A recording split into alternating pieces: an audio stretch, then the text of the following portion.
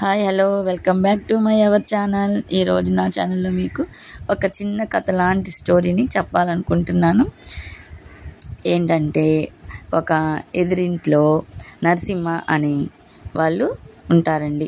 వాళ్ళకి మ్యారేజ్ అయ్యి చాలా సంవత్సరాలు అయిపోయి వాళ్ళ జీవితంలో వాళ్ళకి బరువు బాధ్యతలన్నీ తీరిపోయి ఉంటారు. మరి ఎదురింట్లో కొత్తగా పెళ్ళైన శామ్ అనే ఒక జంట ఉంటుంది. శామ్కు మాత్రం 1 month కూడా కాకుండా మ్యారేజ్ అయ్యి ఉంటుందండి. కొత్తగా పెళ్ళైన జంట. వీళ్ళకి తరచూ ఒకటే గొడవలు వస్తూ ఉంటాయి. వాళ్ళిద్దరికి కొత్తగా పెళ్ళైన జంటకి శామ్ వాళ్ళకి వస్తూ ఉంటే ఎప్పుడు చిరాకులు పరాకులతోటే ఉంటారనమాట. అదేవిధంగా పక్కనే ఉన్న నరసింహ వాళ్ళ ఇంట్లో మాత్రం, ఆ పెద్దయ్య వాళ్ళ ఇంట్లో మాత్రం బాగా నవ్వులు వినపడుతూ ఉంటాయి.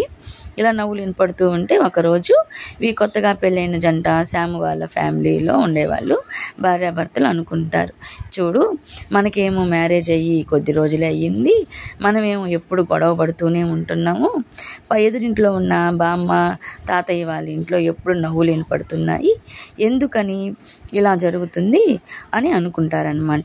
ఇలాగే ఉండొచ్చు కదా, మనం కూడా ఆ సీక్రెట్ ఏందో నేను అడిగి తెలుసుకోవాలని శామ్ అనుకుంటాడు.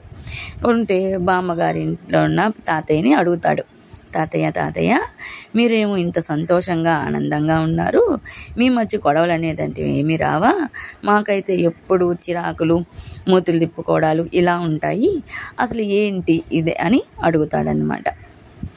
ఏం లేదయ్యా శాము, మా మధ్య కూడా ఏదో ఒకటి వస్తూనే ఉంటుంది, కాకపోతే మీ బామ్మగారు ఏమైనా పని చేయమన్నప్పుడు పో నేను చేయను అని అంటాను. అప్పుడు మీ బామ్మ చేతిలో ఉన్న కర్రను కానీ ఏదైనా గెంటి కానీ తీసుకొని నా పైకి ఇసిరేసినప్పుడు అది తగిలిందనుకో, తగిలిందిలే అని మీ బామ్మ నవ్వి ఎగతాళి చేస్తుంది. అది తగలలేదనుకో, తగలలేదులే అని నేను నవ్వి ఇట్లాగా ఉంటామన్నమాట. అందుకని మాకు గొడవలు అనేది లేకుండా ఉన్నాయి అని చెప్తాడనమాట. కాబట్టి సంసారం అన్న తర్వాత కష్టాలు అనేటువంటివి వస్తూనే ఉంటాయన్నమాట.